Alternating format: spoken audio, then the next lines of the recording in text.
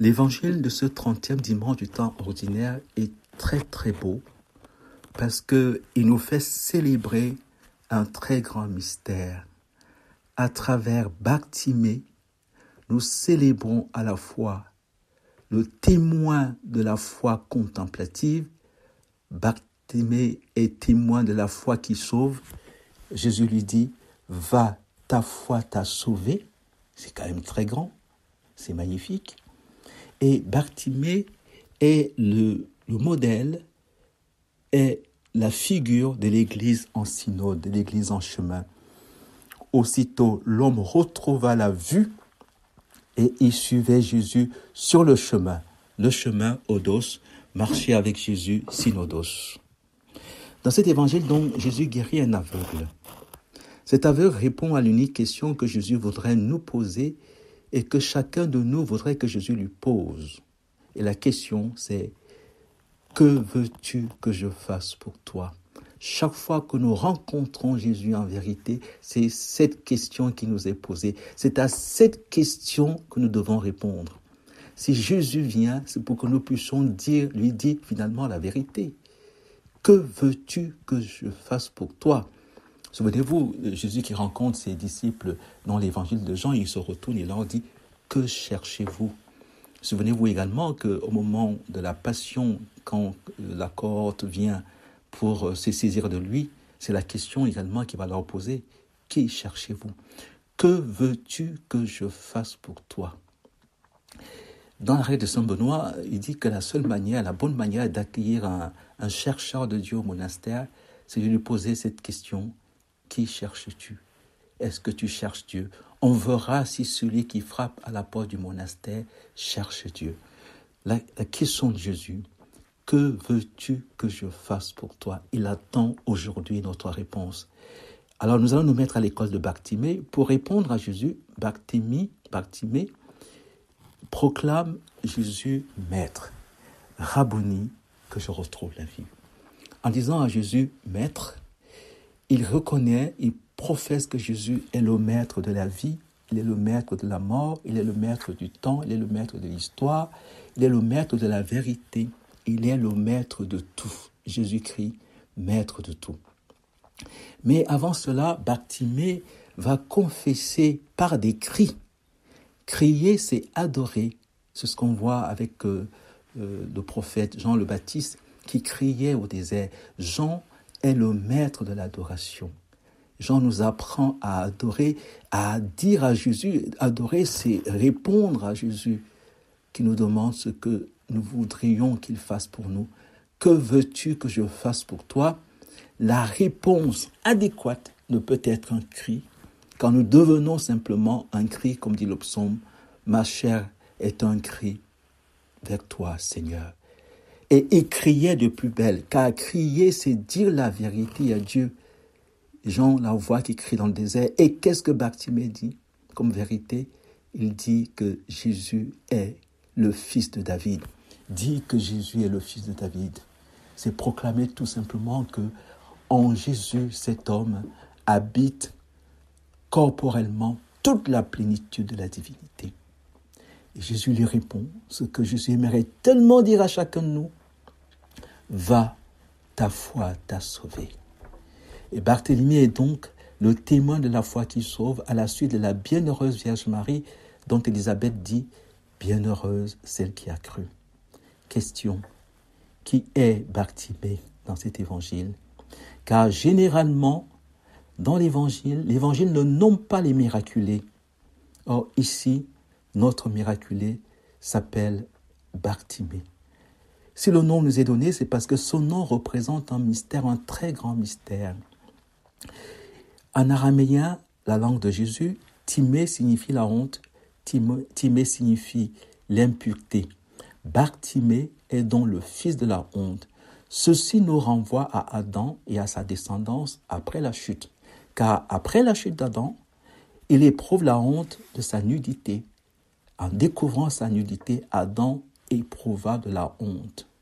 Or, chacun de nous et chacun des descendants d'Adam, comme dit le psaume, chacun de nous sommes pécheurs dès le sein de notre mère, sauf Marie. Donc nous sommes tous les fils de la honte. Par contre, en grec, la langue de l'évangéliste, Timée, Bartimée, Timée signifie l'honneur. Bartimée, donc en grec, c'est le fils de l'honneur ou le fils de l'honoré.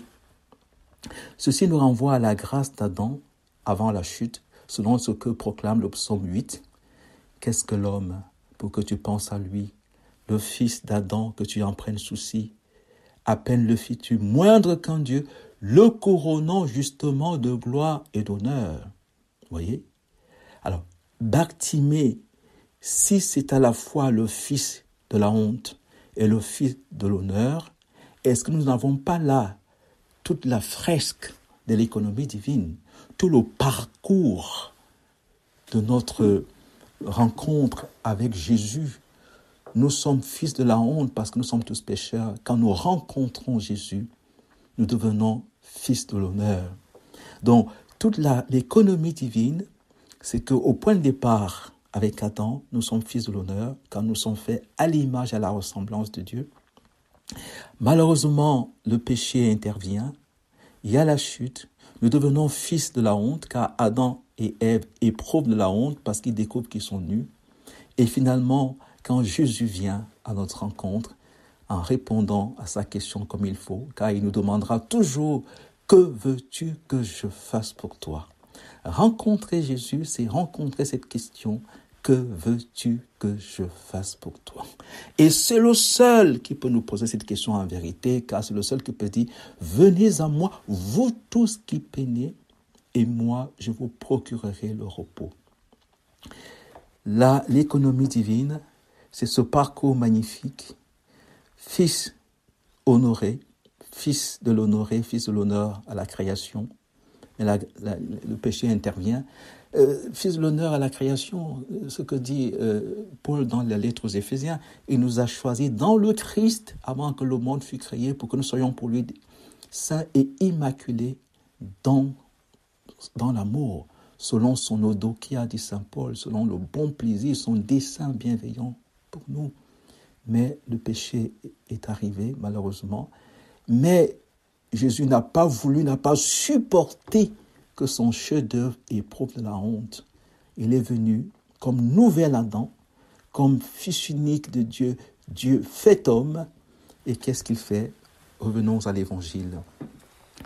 En ce temps-là, veut dire quand vint la plénitude des temps, il rappelle Saint Paul, quand vint la grâce en plénitude, car la loi est venue par Moïse, la grâce est venue par Jésus-Christ. En ce temps-là, quand vint ce jour, le jour du Seigneur, le jour que fut le Seigneur, le jour où le Seigneur décida de combler l'homme, la plénitude de sa grâce, Marie a né le chef-d'œuvre, réjouis-toi, comblé de grâce. Tandis que Jésus sortait de Jéricho avec ses disciples et une foule nombreuse, le fils de Timée, Bartimée. Jésus sort de Jéricho. N'oubliez pas ce que ça nous renvoie à l'évangile du bon Samaritain qui descendait de Jérusalem à Jéricho et il rencontre sur son chemin un homme, Adam. Cet homme laissé pour compte, cet homme défiguré, cet homme abandonné. Or, Jésus, en sortant de Jéricho, rencontre Timée, le fils de Timée, un aveugle. Nous avons ici, vous allez voir, tous les éléments qui sont donnés pour décrire Bartimée nous concernent tous. C'est vraiment la fresque de l'homme qui nous est donnée ici, de chacun de nous. Il rencontre donc le fils de la honte. Nous sommes tous nés dans le péché. Nous sommes tous pécheurs dès le sein de notre mère. Si tu retiens les fautes, Seigneur, qui t'en subsistera. Et un aveugle, nous sommes tous nés aveugles physiquement, mais nous sommes encore plus aveugles spirituellement, puisque nous sommes faits pour la vision béatifique. Et donc, tant que nous ne voyons pas Dieu, nous sommes aveugles. C'est pour ça que de temps en temps, dans les évangiles, notamment dans l'évangile de la transfiguration, leurs yeux s'ouvrirent. Et dans l'évangile de Jésus, avec les disciples d'Emmaüs, leurs yeux s'ouvrirent et ils le reconnurent. Tant qu'on ne reconnaît pas Jésus, tant qu'on ne voit pas Dieu, nous sommes aveugles. Quand il entendit que c'était Jésus de Nazareth, il se mit à crier « Fils de David ». Ouais. Nathanaël va être pour nous le témoin de la foi contemplative, la foi née de ce qu'on entend. Fides ex audito. Quand il a entendu que c'était Jésus de Nazareth, il se mit à crier. Il se mit donc à adorer. Crier, c'est adorer. Or, Le secret de Dieu est pour tous ceux qui adorent. À celui qui adore, Dieu fait connaître son dessein d'amour. Dieu lui livre ses secrets. Il adore donc par des cris, et il criait de plus belle. Il criait les désirs de son cœur. Vous avez vu que tout le psautier, vous allez voir dans presque tous les psaumes, vous avez le mot cri. Venez, crions de joie pour le Seigneur. Le cri, c'est le fait que nous devenons tout simplement un élan vers le Seigneur.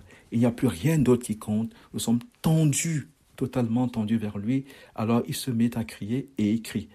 Alors, lui qui était un aveugle, bien sûr, comme chacun de nous, et en plus il est mendiant.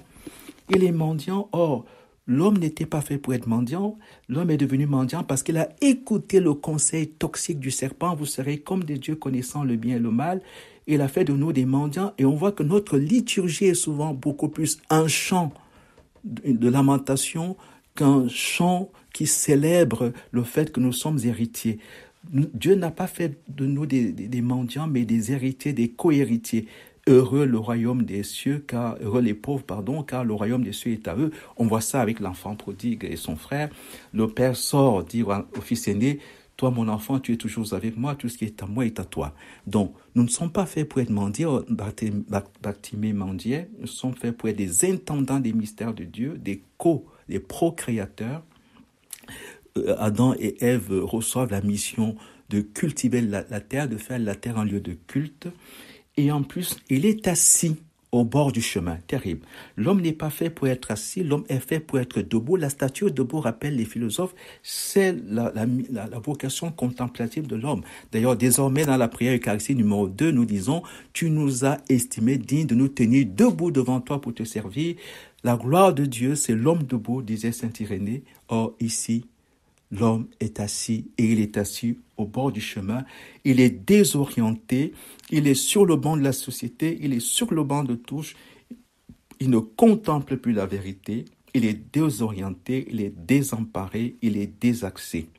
Mais Bartimée, en proclamant Jésus fils de Dieu, voudrait nous rappeler que si nous arrivons à dire, à toucher la vérité, à toucher qui est vraiment Dieu, Dieu ne résiste pas à tout ce qui touche sa vérité.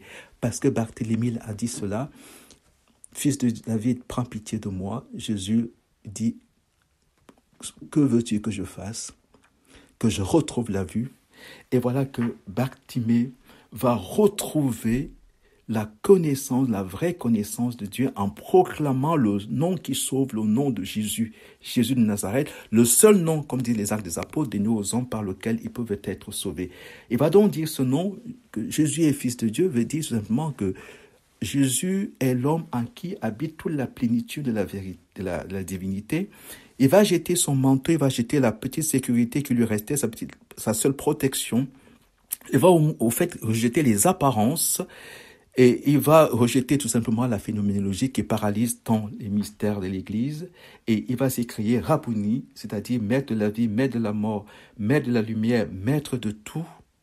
Mais ce qui est encore plus beau dans cet évangile, ce passage de ce qu'on voit à ce qu'on ne voit pas, qui est le propre de l'intelligence. Il voit un homme et il proclame que cet homme est Dieu, un peu comme fera Thomas à la résurrection. Il verra un homme et il proclamera que cet homme est Dieu. Mais ce qui est plus beau ici, c'est que, au fait, Dieu voudrait que nous fassions pour lui ce qu'il a fait pour nous. C'est la fine pointe de cet évangile.